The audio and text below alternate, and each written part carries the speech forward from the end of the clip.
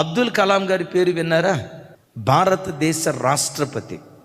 సంపన్న కుటుంబంలో పుట్టినోడు కాదండి. కడు కడు కడు కడు పేద పరిస్థితి. 5 నుంచి 6 వరకు ట్యూషన్, 6 గంటలకు ఇంటికి వెళ్ళి వాళ్ళ నాన్నతో పాటు మహమ్మదీయ సంబంధమైన పాఠశాలకు వెళ్ళి 1 గంట సేపు ఖురాన్ చదివేవాడట.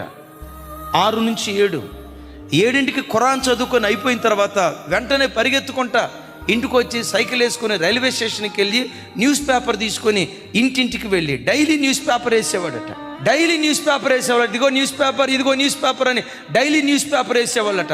8-8:30 దాకా న్యూస్ పేపర్ వేసి స్నానం చేసి అప్పుడు స్కూల్కి వెళ్ళేవాడట. విచిత్రం తెలుసా? 4:30 దాకా స్కూల్లో చదువుకొని స్కూల్ అయిపోవటం ఆలస్యం. ఎవరెవరికి న్యూస్ పేపర్ వేసాడో వాళ్ళ ఇంటికి వెళ్ళి, అయ్యా మీకు న్యూస్ పేపర్ వేసే కదా పావలా ఇవ్వాలి,